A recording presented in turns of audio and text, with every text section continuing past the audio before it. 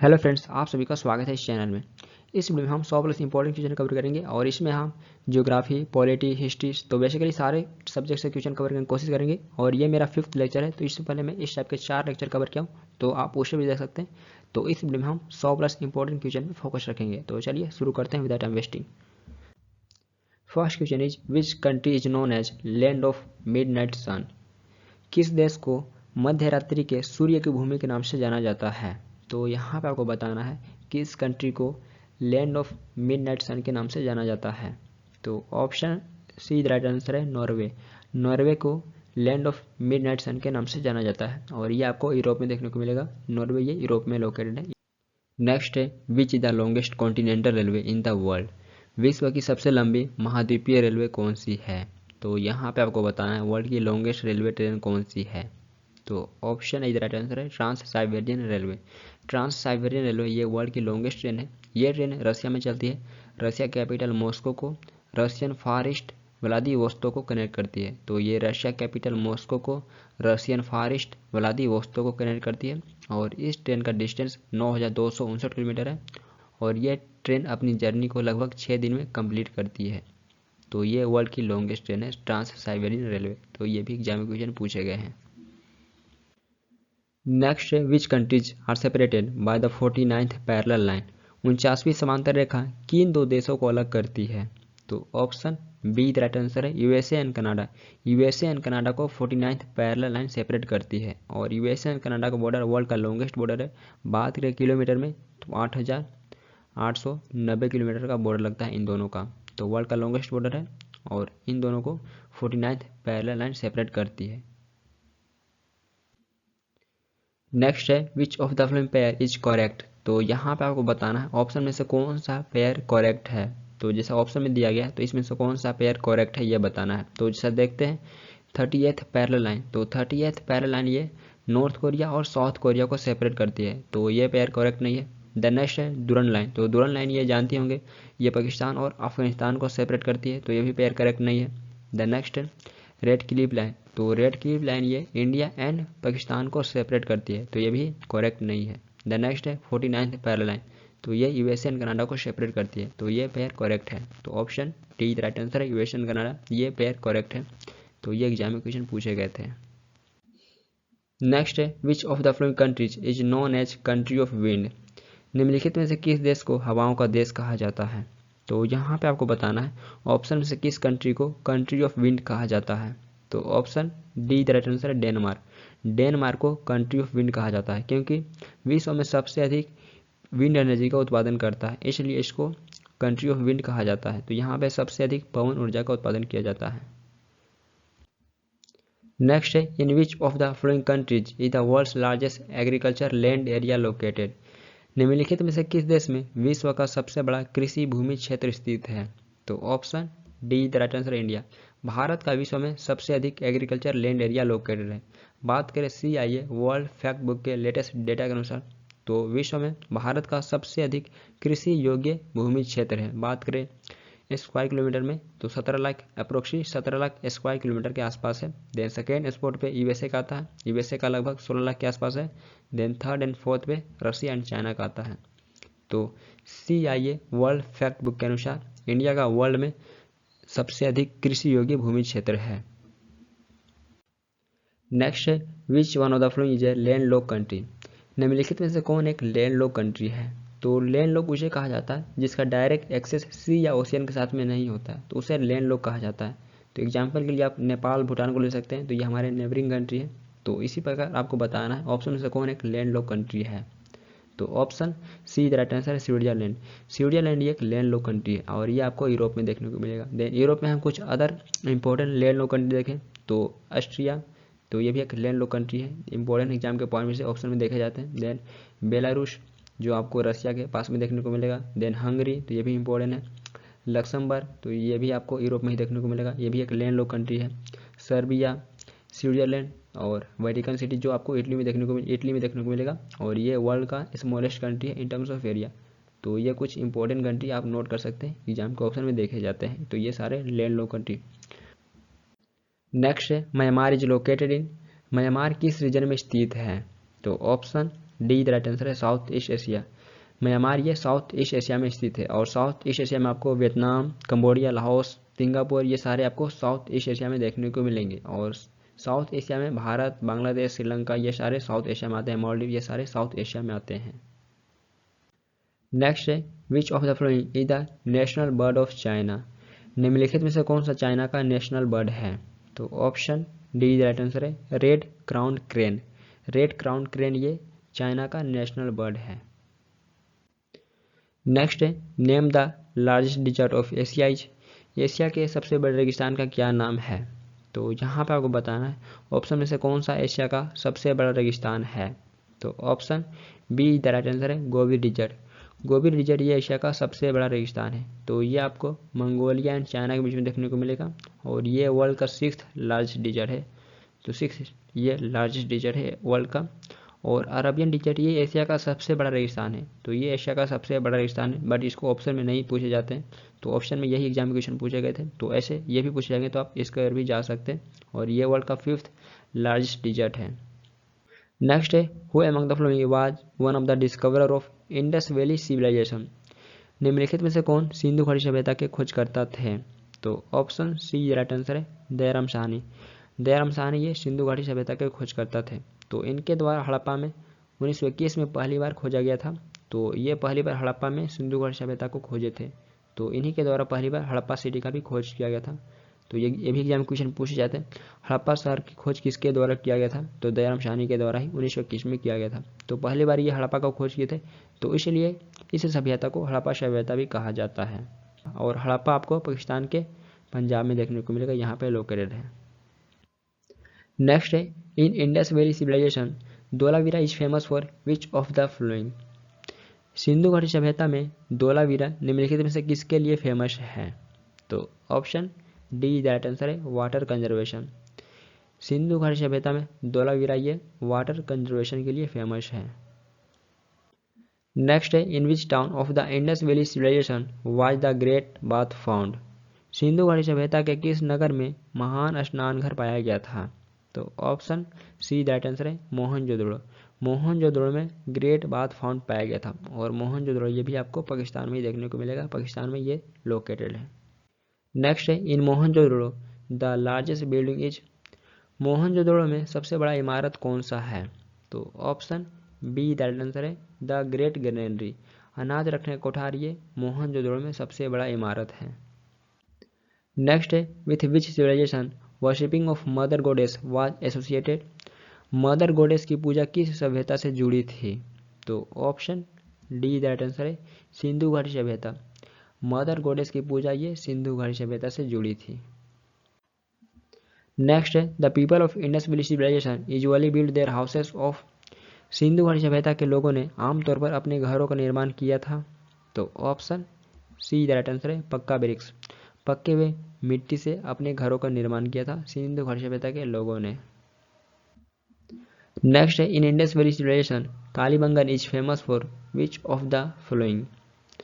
सिंधु घाटी सभ्यता में कालीबंगन निम्नलिखित में से किसके लिए फेमस है? तो ऑप्शन है द राइट आंसर पोट्री। मिट्टी के बर्तनों के लिए फेमस है कालीबंगन। नेक्स्ट है at which site of Indus valley civilization found the evidence of ploughed field. Sindhu घाटी सभ्यता के किस साइट पर जुताई वाले खेत के प्रमाण मिले हैं? तो यहाँ पे आपको बताना है जुताई वाले खेत का प्रमाण सिंधु घाटी सभ्यता के किस साइट से मिला है? तो option D the right answer है कालीबंगन। कालीबंगन के साइड से मिला है। और देन इसके अलावा यहाँ से लकड़ी के हल का एविडेंस मिला है। उसके अलावा भी ऊँटों का हड्डी मिला है, यहाँ से ऊँटों का हड्डी भी मिला है कालीबंगन से। नेक्स्ट है at which location A sculptor of chariot of Harappan times was found. Harappa काल के रथ का एक मूर्तिकार किस स्थान पर मिला है? तो option see the right answer है देमाबाद। देमाबाद से मिला है। और देमाबाद ये महाराष्ट्र के अहमदनगर डिस्ट्रिक्ट में लोकेटेड है। तो यहाँ पे ये स्कल्पटर ऑफ चैरियट का एक प्रमाण मिला है। नेक्स्ट है the Greek ambassador sent to Chandragupta Maurya's court was. Chandragupta Maurya के दरबार में भेजा गया यूनानी राजदूत कौन था? तो यहाँ पे आपको उस ग्रीक एम्बेसडर का नाम बताना है जो चंद्रगुप्त मौर्य के दरबार में भेजा गया था। तो option see the right answer है मेगास्थनीज। मेगास्थनीज एक ग्रीक एम्बेसडर था जो सेल्यूकस निकेटर के द्वारा चंद्रगुप्त मौर्य के दरबार में भेजा गया था। तो इसको सेल्यूकस निकेटर ने भेजा था चंद्रगुप्त मौर्य के दरबार में। तो ये चंद्रगुप्त मौर्य के दरबार में आया था Megasthenes. Next, who defeated Seleucus Nicator as general of the Greek king Alexander. Greek राजा अलेक्जेंडर के सेनापति सेल्यूकस निकेटर को किसने हराया था? तो option C is the right answer है चंद्रगुप्त मौर्य। चंद्रगुप्त मौर्य ये सेल्यूकस निकेटर को हराए थे। नेक्स्ट है which book was written by Megasthenes. Megasthenes द्वारा कौन सा पुस्तक लिखा गया था? तो option C is the right answer है इंडिका। इंडिका ये मेगास्थनीज के द्वारा लिखा गया था। नेक्स्ट है हु रोट न्याय सूत्र। न्याय सूत्र किसके द्वारा लिखा गया था? तो option D is the right answer है गौतम। गौतम के द्वारा न्याय सूत्र को लिखा गया था। तो न्याय सूत्र ये इंडियन फिलोसफी का प्राचीन संस्कृत टेक्स्ट है जिसकी रचना अक्षपाद गौतम के द्वारा किया गया था और अनुमान लगाया जाता है कि लगभग 6 सेंचुरी बीसी से 2nd सेंचुरी एडी के आसपास में किया गया था। तो अनुमान के अनुसार इसे 6 सेंचुरी बीसी से 2nd सेंचुरी एडी के आसपास में न्याय सूत्र का रचना किया गया था। नेक्स्ट है बाय हूम वाज द वेदांत सूत्र रिटेन। वेदांत सूत्र किसके द्वारा लिखा गया था? तो option A is the right answer है व्यास। व्यास के द्वारा वेदांत सूत्र को लिखा गया था। तो वेदांत सूत्र को ही ब्रह्मसूत्र कहा जाता है जिसकी रचना बादरायण के द्वारा किया गया था और बादरायण को ही वेद व्यास और व्यास के नाम से जाना जाता है। तो महाभारत का भी रचना इन्हीं के द्वारा किया गया था और वेदांत सूत्र का भी रचना इन्हीं के द्वारा किया गया था। नेक्स्ट है who called the tales of the Panchatantra. Panchatantra की कहानियों का संकलन किसने किया था? तो option D is the right answer है विष्णु शर्मा। विष्णु शर्मा के द्वारा पंचतंत्र के कहानियों का संकलन किया गया था। नेक्स्ट है द बैटल ऑफ हल्दी घाटी was fought between. Haldi Ghati का युद्ध किसके बीच में लड़ा गया था? तो option C is the right answer है अकबर एंड राणा प्रताप सिंह। अकबर और राणा प्रताप सिंह के बीच में बैटल ऑफ हल्दी घाटी हुआ था और राणा प्रताप सिंह ये मेवाड़ के राजा थे और अकबर ये मुगल एम्पायर का शासक था। नेक्स्ट है who led the Mughal army against the Maharana Pratap in the battle of Haldi Ghati. Haldi Ghati के युद्ध में महाराणा प्रताप के विरुद्ध मुगल सेना का नेतृत्व किसने किया था? तो यहाँ पर आपको बताना है बैटल ऑफ हल्दी घाटी में महाराणा प्रताप के अगेंस्ट में मुगल आर्मी का नेतृत्व किसके द्वारा किया गया था? तो option B the right answer है मान सिंह। मान सिंह के द्वारा हल्दी घाटी के युद्ध में मुगल आर्मी का नेतृत्व किया गया था और यह बैटल कब हुआ था? तो 1576। यह बैटल 1576 में हुआ था। नेक्स्ट है which king's horse was named Chetak and elephant was named Ram Prasad. किस राजा के घोड़े का नाम चेतक और हाथी का नाम राम प्रसाद था? तो option D the right answer है महाराणा प्रताप सिंह। महाराणा प्रताप सिंह के घोड़े का नाम चेतक और हाथी का नाम राम प्रसाद था। नेक्स्ट है which Khilji ruler killed his father in law to ascend the throne of Delhi. किस खिलजी शासक ने दिल्ली की गद्दी पर बैठने के लिए अपने ससुर की हत्या करवा दिया था? तो ऑप्शन डी राइट आंसर है अलाउद्दीन खिलजी। तो ये अलाउद्दीन खिलजी था जो दिल्ली की गद्दी पर बैठने के लिए अपने ससुर का हत्या करवा दिया था। तो अपनी अंकल और father in law Jalaluddin Khilji का हत्या करवा कर ये दिल्ली का सुल्तान बना था और लगभग ये 20 सालों तक शासन किया था। तो 1296 से 1316 तक ये लगभग 20 सालों तक शासन किया था। Next who was the founder of Khilji dynasty. Khilji वंश का संस्थापक कौन था? तो यहाँ पे आपको फाउंडर बताना है खिलजी डायनेस्टी का फाउंडर कौन था। तो option B the right answer है जलालुद्दीन खिलजी। जलालुद्दीन खिलजी ये खिलजी डायनेस्टी का फाउंडर था। तो इसके द्वारा 1290 में खिलजी डायनेस्टी का स्थापना किया गया था और जलालुद्दीन खिलजी ये खुद 1296 तक रूल किया था दिल्ली सल्तनत पे और जलालुद्दीन खिलजी को मलिक फिरोज के नाम से भी जाना जाता था और खिलजी डायनेस्टी ये दिल्ली सल्तनत पे सिर्फ शॉर्टेस्ट टाइम के लिए रूल किया था। शॉर्टेस्ट टाइम पीरियड के लिए ये रूल किया था। तो दिल्ली सल्तनत पे टोटल 5 डायनेस्टी का स्थापना किया गया था। तो इसमें से खिलजी डायनेस्टी ये शॉर्टेस्ट टाइम के लिए रूल किया था। तो ये इंपॉर्टेंट बन जाता है। तो इससे पहले मैं दिल्ली सल्तनत भी कवर किया हूँ तो आप उस लेक्चर को भी देख सकते हैं। नेक्स्ट है the court language of the Delhi सल्तनत वाज। दिल्ली सल्तनत की दरबारी भाषा क्या थी? तो option see the right answer Persian. Persian ये दिल्ली सल्तनत की दरबारी भाषा थी। तो दिल्ली सल्तनत में इसके बाद मुगल एम्पायर का स्थापना होता तो मुगल एम्पायर का भी दरबारी भाषा पर्शियन ही था। नेक्स्ट है who pioneered the guerrilla warfare methods. Guerrilla व्युत्पत्ति का सूत्रपात किसने किया था? तो यहाँ पर आपको बताना है ऑप्शन में से किनके द्वारा गुरिल्ला वारफेयर मेथड का प्रयोग किया गया था। तो ऑप्शन बी राइट आंसर है शिवाजी। छत्रपति शिवाजी ये गुरिल्ला वारफेयर मेथड्स का प्रयोग किए थे। तो ये पहली बार 1645 के आसपास में मुगल और अन्य शक्तियों के खिलाफ गुरिल्ला रणनीति का प्रयोग किए थे और इसके बाद ये 1674 में मराठा एम्पायर का भी स्थापना करते हैं। तो इनके द्वारा 1674 के आसपास में मराठा एम्पायर का स्थापना किया गया था और ये पहली बार भारत में गुरिल्ला वारफेयर मेथड का प्रयोग किए थे मुगलों के खिलाफ में 1645 के आसपास में। नेक्स्ट है Iltutmish establish A centre of learning at. Iltutmish ने कहाँ शिक्षा केंद्र की स्थापना किया था? तो यहाँ पर आपको बताना है इल्तुतमिश के द्वारा कहाँ पे सेंटर ऑफ लर्निंग का स्थापना किया गया था। तो ऑप्शन सी राइट आंसर है पटना। तो पटना में इल्तुतमिश के द्वारा सेंटर ऑफ लर्निंग का स्थापना किया गया था। और इल्तुतमिश ये कौन था? तो ये सलेब डायनेस्टी का रूलर था। तो ये आराम शाह को मारकर 1211 में सलेब डायनेस्टी का रूलर बना था और सलेब डायनेस्टी ये दिल्ली सल्तनत का फर्स्ट डायनेस्टी था, फर्स्ट डायनेस्टी बना था सलेब डायनेस्टी रूल करने वाला और इल्तुतमिश का संबंध सलेब डायनेस्टी से है। तो पटना में इसके द्वारा सेंटर ऑफ लर्निंग का स्थापना किया गया था। नेक्स्ट है विच डायनेस्टी ऑफ दिल्ली सल्तनत ruled for the longest time. Delhi सल्तनत के किस डायनेस्टी ने सबसे लंबे समय तक शासन किया था? तो दिल्ली सल्तनत पे टोटल 5 डायनेस्टी रूल किए थे। तो यहाँ पर आपको बताना इन 5 में से सबसे लंबे समय तक कौन रूल किया था। तो ऑप्शन डी राइट आंसर है तुगलक डायनेस्टी। तुगलक डायनेस्टी ये लॉन्गेस्ट टाइम तक रूल किया था। तो इसका स्थापना 1320 में हो गया था और ये 1414 तक रूल किया था। तो तुगलक डायनेस्टी ये दिल्ली सल्तनत पे लॉन्गेस्ट टाइम तक रूल किया था और खिलजी डायनेस्टी ये शॉर्टेस्ट पीरियड, इसका शॉर्टेस्ट टाइम था खिलजी डायनेस्टी का दिल्ली सल्तनत पे। नेक्स्ट है which one of the following battles led to the foundation of the Mughal rule at Delhi. निम्नलिखित में से किस बैटल के कारण दिल्ली में मुगल शासन का नींव पड़ा?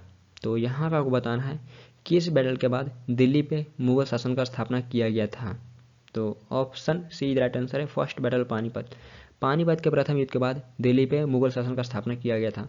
तो 1526 में फर्स्ट बैटल ऑफ पानीपत में दिल्ली सल्तनत के लास्ट सुल्तान इब्राहिम लोदी को हराकर बाबर के द्वारा मुगल एम्पायर का स्थापना किया गया था। तो 1526 में फर्स्ट बैटल पानीपत में दिल्ली सल्तनत के लास्ट सुल्तान इब्राहिम लोदी को हराकर बाबर के द्वारा मुगल एम्पायर का स्थापना किया गया था और ये पहला रूलर बना था मुगल एम्पायर का। तो बाबर ये पहला रूलर बना था मुगल एम्पायर का।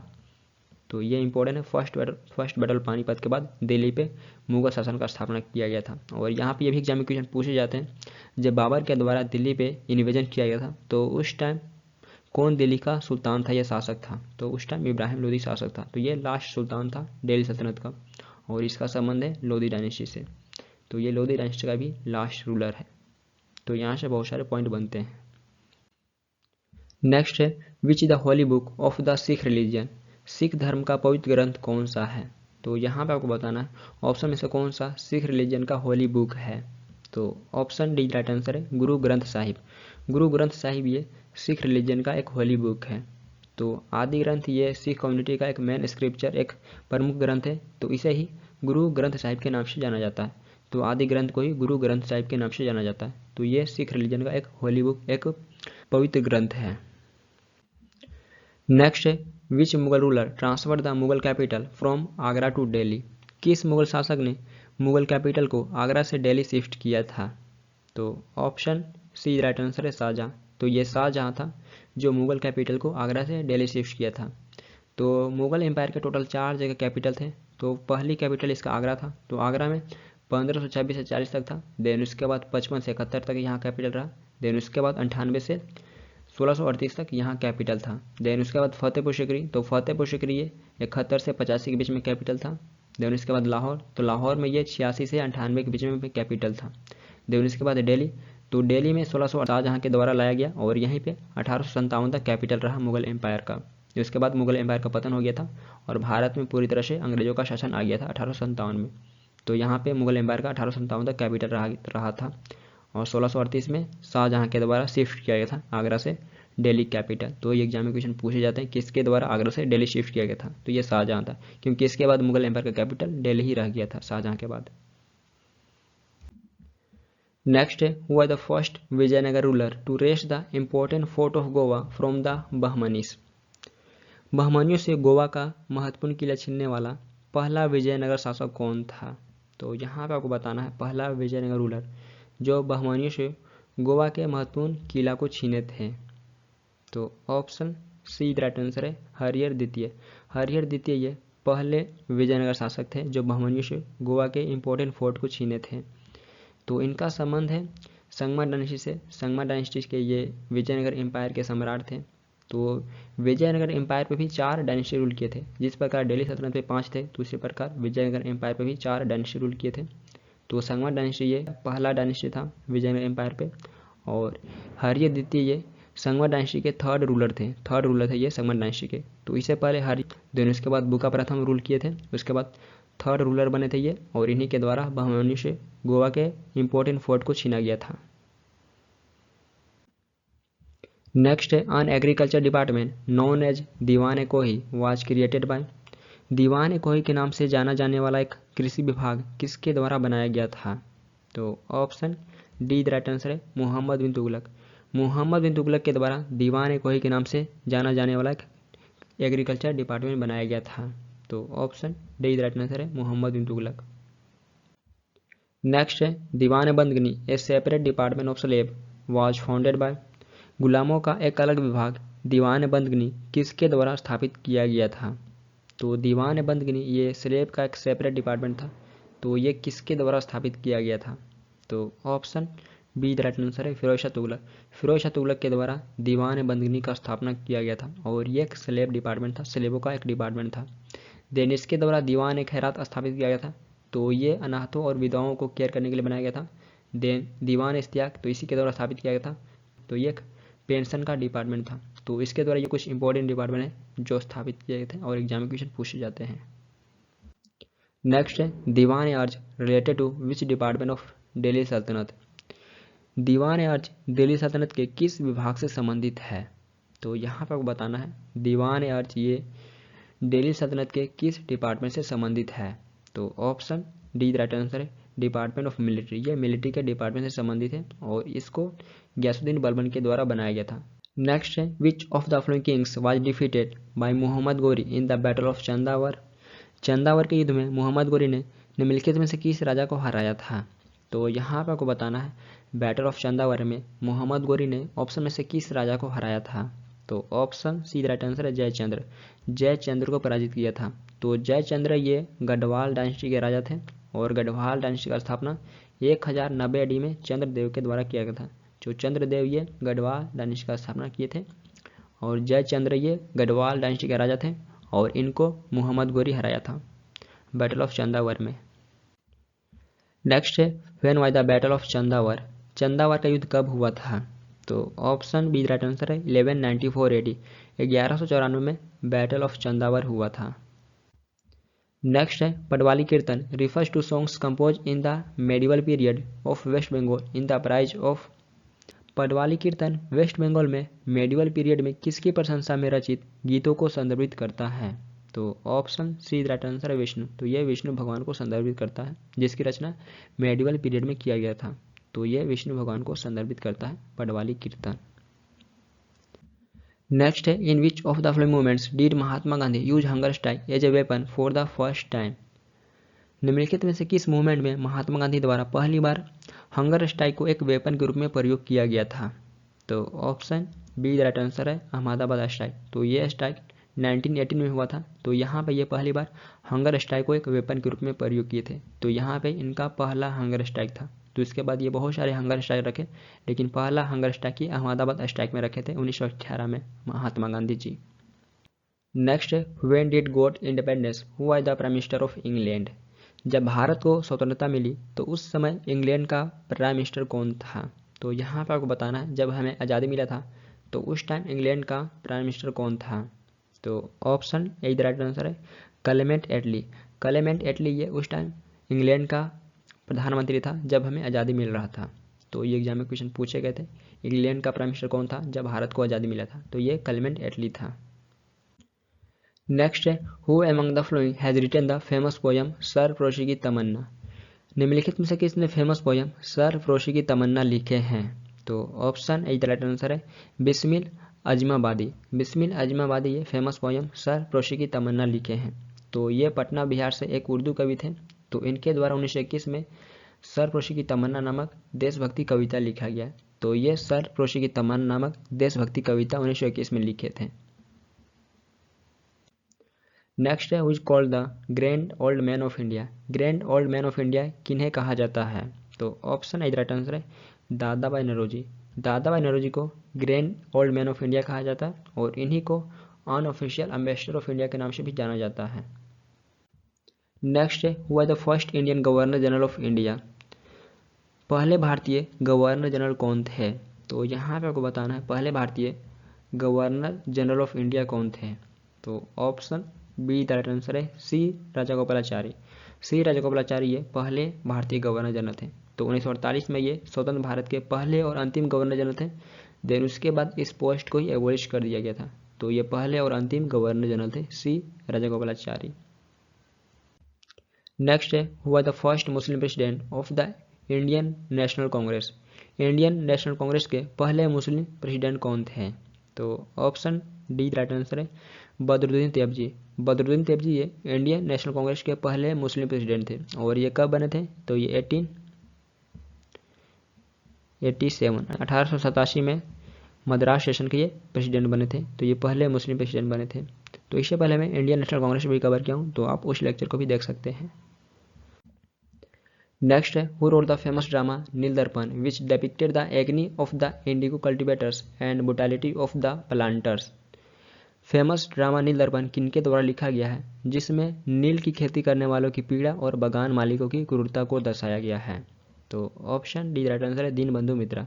तो ये फेमस ड्रामा नील दर्पण दीनबंधु मित्रा के द्वारा लिखा गया है जिसमें नील की खेती करने वालों की पीड़ा और बागान मालिकों की क्रूरता को दर्शाया गया है और इसकी रचना 1860 में किया गया था। तो ये नील दर्पण की रचना 1860 में किया गया था। नेक्स्ट है whose known as the father of Indian unrest. भारतीय अशांति के जनक रूप में किसे जाना जाता है? तो ऑप्शन सी राइट आंसर है बाल गंगाधर तिलक। बाल गंगाधर तिलक जी को फादर ऑफ इंडियन अनरेस्ट के रूप में जाना जाता है और इनको अंग्रेजों के द्वारा फादर ऑफ इंडियन अनरेस्ट कहा जाता था। तो इनको अंग्रेजों के द्वारा कहा जाता था। नेक्स्ट है who called the Bal Gangadhar Tilak the father of Indian unrest. Bal Gangadhar तिलक को भारतीय शांति का जनक किसने कहा था? तो ऑप्शन डी राइट आंसर है वेलेंटाइन सिरोल। वेलेंटाइन सिरोल ये एक ब्रिटिश ऑथर था। तो इसके द्वारा बाल गंगाधर तिलक को फादर ऑफ इंडियन अनरेस्ट कहा गया था। और यहाँ पे हाँ बाल गंगाधर तिलक के बारे में और जाने तो इनको लोकमान्य के नाम से भी जाना जाता है और इनके द्वारा एक स्टेटमेंट दिया गया था Swaraj is my birth right and I shall have it. Swaraj मेरा जन्म से अधिकार है और मैं इसे लेकर रहूँगा। तो ये स्टेटमेंट इनके द्वारा दिया गया था। तो ये भी एग्जाम में क्वेश्चन पूछे जाते हैं। नेक्स्ट है in which session of the Congress in 1906 did Dada Banerjee put swaraj as a national demand. 1906 में कांग्रेस के किस अधिवेशन में दादा बनर्जी ने स्वराज को राष्ट्रीय मांग के रूप में रखे थे? तो ऑप्शन सी राइट आंसर है कलकत्ता सेशन। तो 1906 के कलकत्ता सेशन में दादा बनर्जी स्वराज को नेशनल डिमांड के रूप में रखे थे। नेक्स्ट है after the Chauri Chaura incident Gandhi ji suspended the. Chauri Chaura incident के बाद गांधी जी ने निलंबित कर दिए थे। तो ऑप्शन डी राइट आंसर है नॉन कोऑपरेशन मूवमेंट। ये नॉन कोऑपरेशन मूवमेंट को चौरी चौरा इंसिडेंट के बाद वापस ले लिए थे। नेक्स्ट है whom did Bal Gangadhar Tilak refer to as his political guru. Bal Gangadhar तिलक ने किसे अपना पॉलिटिकल गुरु के रूप में स्वीकार किए थे? तो ऑप्शन ए राइट आंसर है स्वामी विवेकानंद। तो ये स्वामी विवेकानंद को पॉलिटिकल गुरु के रूप में स्वीकार किए थे। नेक्स्ट है Aurobindo was arrested in connection with. Aurobindo Ghosh ji को किस केस के कनेक्शन में गिरफ्तार किया गया था? तो ऑप्शन बी राइट आंसर है अलीपुर बम केस। अलीपुर बम केस के कनेक्शन में इनको गिरफ्तार किया गया था। तो इनको 1908 में अलीपुर बम केस के कनेक्शन में गिरफ्तार किया गया था लेकिन बाद में कोई ठोस प्रमाण ना मिलने के कारण बरी भी कर दिया गया था। तो बाद में इन्हें छोड़ भी दिया गया था कोई ठोस प्रमाण ना मिलने के कारण। तो ये एग्जाम में क्वेश्चन पूछे गए थे। नेक्स्ट है the Ramakrishna mission was established bye.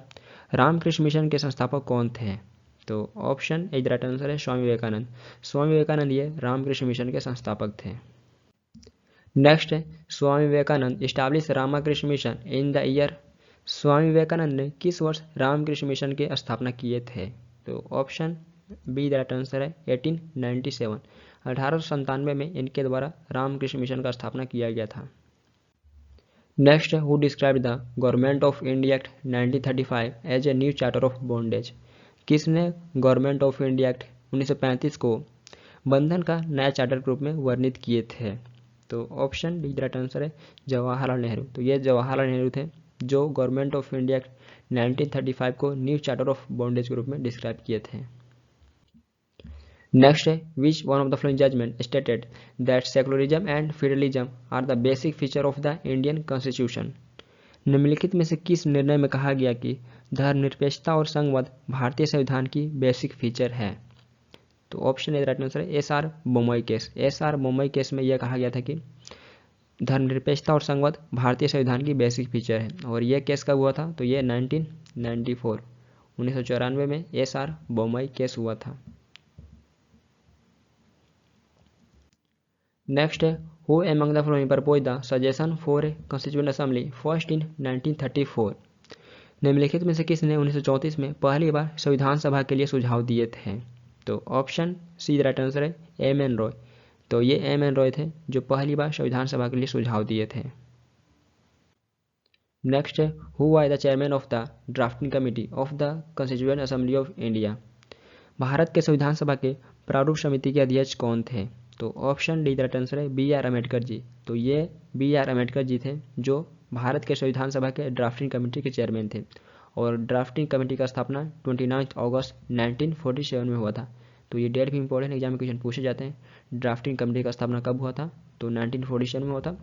और doctor B R Ambedkar ji chairman थे ड्राफ्टिंग कमेटी के। नेक्स्ट है, where was doctor B R Ambedkar elected to the constituent assembly. Doctor B R Ambedkar ji संविधान सभा में कहाँ से चुन के गए थे? तो ऑप्शन है राइट आंसर बंगाल। तो यह बंगाल से चुन के गए थे संविधान सभा में। नेक्स्ट है, from which of the following country the Indian constitution has borrow the feature of written constitution. निम्नलिखित में से किस देश से भारतीय संविधान ने रिटन कॉन्स्टिट्यूशन की फीचर को बोरो किया है? तो यहाँ पर आपको बताना है जो रिटन कॉन्स्टिट्यूशन का फीचर है तो ये हम किस कंट्री से बोरो किए हुए हैं, किस कंट्री से लिए हुए हैं? तो option B the right answer USA. United State of America से हम रिटन कॉन्स्टिट्यूशन का फीचर बोरो किए हुए हैं अपने संविधान में। नेक्स्ट है, the concept of fundamental rights in Indian constitution has been taken from the constitution of which country. भारतीय संविधान में मौलिक अधिकारों की अवधारणा किस देश के संविधान से लिया गया है? तो यहाँ पर आपको बताना है कंसेप्ट ऑफ फंडामेंटल राइट्स ये हम किस कंट्री के संविधान से बोरो किए हुए हैं? तो ऑप्शन ए राइट आंसर है यूएसए। तो ये हम यूएसए से बोरो किए हुए हैं और ये आपको पार्ट 3 में देखने को मिलेगा। भारतीय संविधान के पार्ट 3 में मेंशन है। और आर्टिकल बात करें तो आर्टिकल 12 to 35, आर्टिकल 12 से 35 के बीच में आपको फंडामेंटल राइट देखने को मिलेगा। और इसको हम बोरो किए हुए हैं यूएसए से। नेक्स्ट है, which type of democracy do we follow in India. Bharat में हम किस प्रकार के लोकतंत्र का पालन करते हैं? तो ऑप्शन डी राइट आंसर है रिप्रेजेंटेटिव। हम रिप्रेजेंटेटिव डेमोक्रेसी का पालन करते हैं। तो जितने भी रिप्रेजेंटेटिव होते हैं हम उनको वोट देकर चुनते हैं। तो भारत में हम रिप्रेजेंटेटिव डेमोक्रेसी का पालन करते हैं। नेक्स्ट है, the concept of constitution first originated in which of the following countries. संविधान की अवधारणा सबसे पहले निम्नलिखित में से किस देश में उत्पन्न हुई थी? तो यहाँ पर आपको बताना है कंसेप्ट ऑफ कॉन्स्टिट्यूशन सबसे पहले किस कंट्री में ओरिजिनेट हुआ था? तो ऑप्शन सी राइट आंसर है ब्रिटेन। तो ये सबसे पहले ब्रिटेन में ओरिजिनेट हुआ था कंसेप्ट ऑफ कॉन्स्टिट्यूशन। नेक्स्ट है, how many fundamental duties are included in the Indian constitution. भारतीय संविधान में कितने मौलिक कर्तव्य शामिल हैं? तो यहाँ पर आपको बताना है मौलिक कर्तव्य कितने भारतीय संविधान में मौलिक कर्तव्य हैं। तो ऑप्शन बी राइट आंसर है 11 मौलिक कर्तव्य हैं भारतीय संविधान में। तो ये आपको आर्टिकल 51A में देखने को मिलेगा और पार्ट 4A में देखने को मिलेगा। इसमें मेंशन है फंडामेंटल ड्यूटीज और इसे हम यूएसएसआर जिसे पहले सोवियत यूनियन के नाम से जाना जाता था और करंटली हम रशियन फेडरेशन के नाम से जानते हैं। तो इस कंट्री से हम कंसेप्ट ऑफ फंडामेंटल ड्यूटीज को बोरो किए हुए हैं और इसे 42nd अमेंडमेंट जो 1976 में हुआ था तो इस संशोधन के तहत इसे भारतीय संविधान में बोरो किया गया। क्योंकि जब संविधान बना था तो उस टाइम भारतीय संविधान में फंडामेंटल ड्यूटीज नहीं थे तो इसे 42nd अमेंडमेंट के तहत बोरो किया गया है 1976 में। और 11 मौलिक कर्तव्य आपको करंटली देखने को मिलेंगे।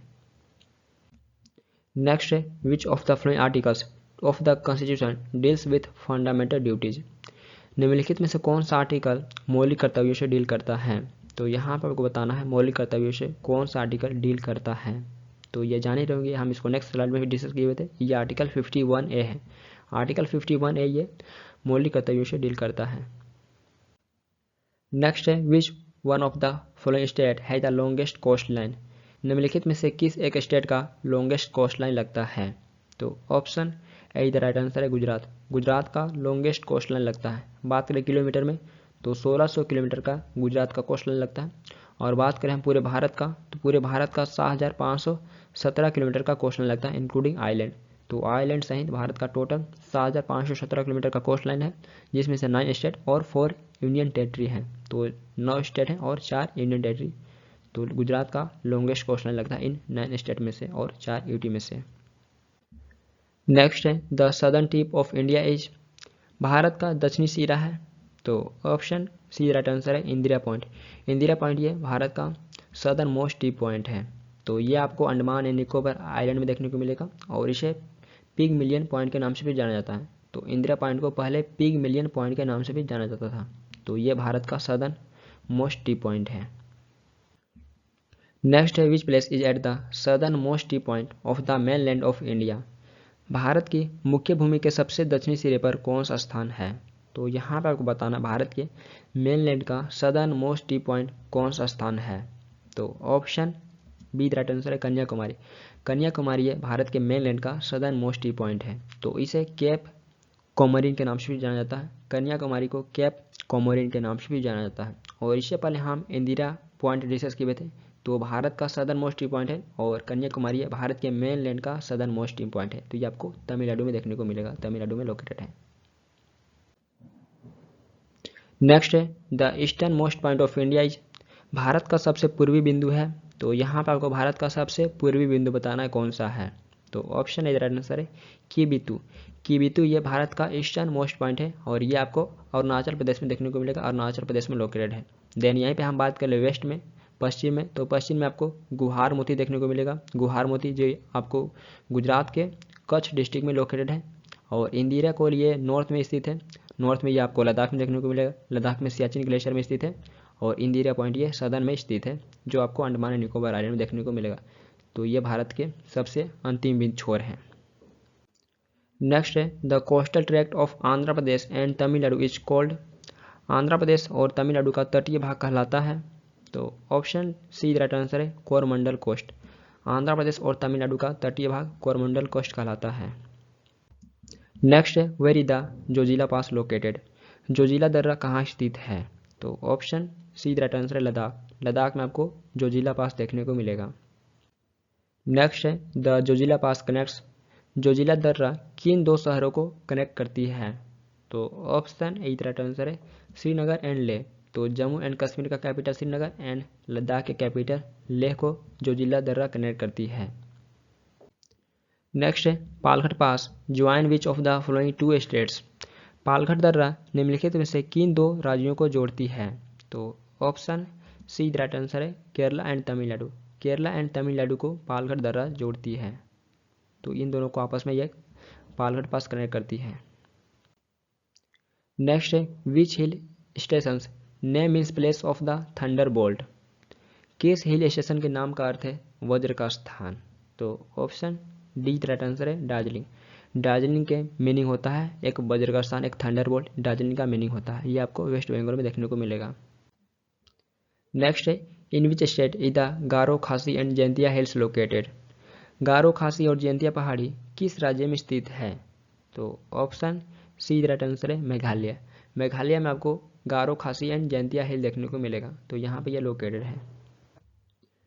नेक्स्ट है the term PC means. PC का फुल फॉर्म क्या है।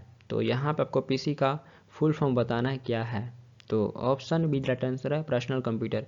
पीसी का फुल फॉर्म पर्सनल कंप्यूटर होता है। तो ये एग्जाम क्वेश्चन पूछे गए थे। नेक्स्ट है लेन स्टैंड्स फॉर। लेन का क्या अर्थ है। तो ऑप्शन सी राइट आंसर है लोकल एरिया नेटवर्क। लेन का फुल फॉर्म होता है लोकल एरिया नेटवर्क। तो ये एग्जाम में क्वेश्चन पूछे गए थे। तो आप ऐसे क्वेश्चन प्रैक्टिस कर सकते हैं। नेक्स्ट है the full form of API. API का फुल फॉर्म क्या है? तो यहाँ पे आपको ऑप्शन में से बताना कौन सा एपीआई का फुल फॉर्म करेक्ट है। तो ऑप्शन ए इधर आंसर है application program interface. Application program interface ये एपीआई का फुल फॉर्म है। नेक्स्ट है most of the computers available today are. आज के समय में अधिकांश उपलब्ध कंप्यूटर किस जनरेशन का है? तो option B the right answer है फोर्थ जनरेशन कंप्यूटर। तो आज के समय में जो भी अधिकांश कंप्यूटर उपलब्ध हैं तो ये फोर्थ जनरेशन के कंप्यूटर हैं। नेक्स्ट है the first computer mouse was build by. पहला कंप्यूटर माउस का आविष्कार किसने किया था? तो यहाँ पे आपको बताना पहला कंप्यूटर माउस का आविष्कार किनके द्वारा इन्वेंट किया गया था। तो option D the right answer है Douglas Engelbart. Douglas Engelbart के द्वारा पहला कंप्यूटर माउस का आविष्कार किया गया था। नेक्स्ट है व्हाट इज यूएसबी। यूएसबी का आपको फुल फॉर्म बताना है क्या है। तो option see the right answer है यूनिवर्सल सीरियल बस।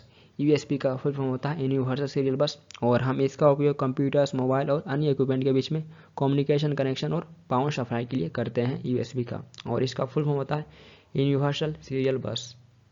नेक्स्ट है which is the largest measuring unit of the memory. Memory का सबसे बड़ा मेजरिंग यूनिट कौन सा है? तो यहाँ पे आपको बताना है ऑप्शन में से कौन सा मेमोरी का सबसे बड़ा मेजरिंग यूनिट है। तो ऑप्शन ए राइट आंसर है टेराबाइट। टेराबाइट ये मेमोरी का सबसे बड़ा मेजरिंग यूनिट है ऑप्शन में से। देन यहाँ पे हम कुछ और बेसिक देखें तो 1 बिट इक्वल होता है बाइनरी डिजिट, और बाइनरी डिजिट में 2 डिजिट होते हैं 0 और 1, और ये मेमोरी का सबसे स्मॉलेस्ट यूनिट होता है। तो 1 बाइट बोल सकते हैं या बाइनरी डिजिट, तो ये मेमोरी का सबसे स्मॉलेस्ट यूनिट होता है, ये भी इंपॉर्टेंट है। देने पे हम और देखें तो 8 बिट्स इक्वल होता है 1 बाइट, और 1024 बाइट्स इक्वल होता है 1 KB। तो 1024 बाइट्स इक्वल होता है 1 KB, और 1024 KB इक्वल होता है 1 MB। 1024 KB इक्वल होता है 1 MB, और 1024 MB इक्वल होता है 1 GB। 1024 MB इक्वल 1 GB होता है, और 1024 GB इक्वल होता है 1 टेराबाइट। तो ऑप्शन में यहाँ टेराबाइट है, तो ये मेमोरी का सबसे बड़ा मेजरिंग यूनिट है। देन इसके आगे 1024 टेराबाइट इक्वल होता है 1 PB यानी पेटाबाइट जिसको बोल सकते हैं। 1024 टेराबाइट इक्वल 1 पेटाबाइट होता है। तो ये कुछ मेजरिंग यूनिट है जो एग्जाम में क्वेश्चन पूछे जाते हैं। नेक्स्ट है what does BIOS stand for. BIOS का अर्थ क्या है? तो यहाँ पे आपको इसका फुल फॉर्म बताना है क्या है BIOS का। तो option B the right answer है basic input output system. Basic input output system ये BIOS का फुल फॉर्म है। नेक्स्ट है fifth generation computer are based on. Fifth generation computer किस पर आधारित है? तो option B the right answer है artificial intelligence. Fifth generation computer ये आर्टिफिशियल इंटेलिजेंस पे बेस्ड है। नेक्स्ट है in the field of internet WWW stands for. Internet के फील्ड में WWW का क्या फुल फॉर्म है? तो option A the right answer है world wide web. World wide web ये WWW का फुल फॉर्म है इंटरनेट के फील्ड में। नेक्स्ट है where is the Rath Yatra celebrated. रथ यात्रा को कहाँ मनाया जाता है? तो option A the right answer Puri. Puri में रथ यात्रा को सेलिब्रेट किया जाता है। तो ये एक हिंदू फेस्टिवल है जो ओडिशा के श्री खेतपुरी धाम में आयोजित भगवान जगन्नाथ से संबंधित त्यौहार है। तो ये भगवान जगन्नाथ से संबंधित एक त्यौहार है। तो ये भी एग्जाम में क्वेश्चन पूछे जाते हैं। रथ यात्रा ये किस से संबंधित है? तो ये भगवान जगन्नाथ से संबंधित है और इसे ओडिशा के पुरी में मनाया जाता है। नेक्स्ट है Pongal festival is celebrated for 4 days in Tamil Nadu. What is the 4th day of Pongal cold. Pongal festival Tamil Nadu में 4 दिनों तक मनाया जाता है। तो पोंगल फेस्टिवल के चौथे दिन को क्या कहा जाता है? तो यहाँ पे आपको बताना है इसके चौथे दिन को क्या कहा जाता है। तो option D the right answer है कानुम। कानुम पोंगल कहा जाता है चौथे दिन को। तो ये 4 दिनों का त्यौहार है। तो पहले दिन इसे भोगी पोंगल कहा जाता है, देन दूसरे दिन सूर्य पोंगल कहा जाता है, तीसरे दिन मट्टू पोंगल कहा जाता है, और चौथे दिन कानुम पोंगल कहा जाता है। और इसे आमतौर पर 14 जनवरी के आसपास में मनाया जाता है।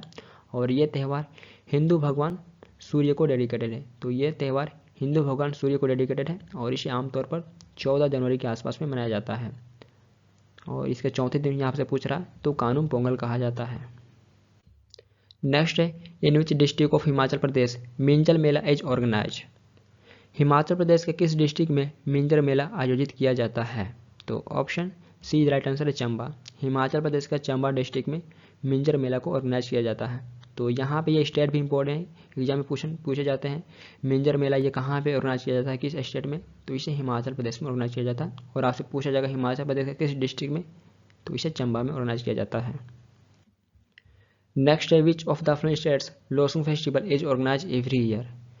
निम्नलिखित में से किस स्टेट में हर साल लोसुंग फेस्टिवल आयोजित किया जाता है, तो ऑप्शन बी राइट आंसर है सिक्किम। सिक्किम में प्रत्येक साल लोसुंग फेस्टिवल को ऑर्गेनाइज किया जाता है। तो इसे प्रत्येक साल दिसंबर में भूतिया ट्राइब के द्वारा ऑर्गेनाइज किया जाता है। तो ये ट्राइब इंपॉर्टेंट है, इसे भूतिया ट्राइब के द्वारा ऑर्गेनाइज किया जाता है। नेक्स्ट है the famous Dilwara temple of mount Abu is a sacred pilgrimage place for the. Mount Abu का फेमस दिलवाड़ा टेम्पल किसके लिए एक पवित्र तीर्थ स्थान है, तो ऑप्शन ए राइट आंसर है जैन। ये जैन्स के लिए एक तीर्थ स्थान है। नेक्स्ट है in which state are the Dilwara Jain temples situated. Dilwara Jain temples किस स्टेट में स्थित है, तो option B the right answer है राजस्थान। राजस्थान में आपको दिलवाड़ा जैन टेम्पल देखने को मिलेगा। नेक्स्ट है which of the following the classical dance of Assam. निम्नलिखित में से कौन सा असम का क्लासिकल डांस है, तो यहाँ पर आपको बताना है ऑप्शन से कौन सा असम का क्लासिकल डांस है। तो ऑप्शन सी राइट आंसर है सत्रिया। सत्रिया ये असम का क्लासिकल डांस है। देन यहीं पे हम ऑप्शन में और भी क्लासिकल डांस है तो उसे भी देख लेते हैं। तो कुचिपुड़ी ये आंध्र प्रदेश का क्लासिकल डांस है, कथकली ये केरला का क्लासिकल डांस है, और कथक ये यूपी का क्लासिकल डांस है। बट यहाँ से स्पेशली पूछ रहा है सत्रिया, तो ये असम का क्लासिकल डांस है। नेक्स्ट है in which of the following state is Kardang monastery located. Kardang मठ निम्नलिखित में से किस स्टेट में स्थित है, तो ऑप्शन डी राइट आंसर है हिमाचल प्रदेश। हिमाचल प्रदेश में आपको करदांग मोनेस्ट्री देखने को मिलेगा, यहाँ पे लोकेटेड है। नेक्स्ट है Doordarshan was founded in which year.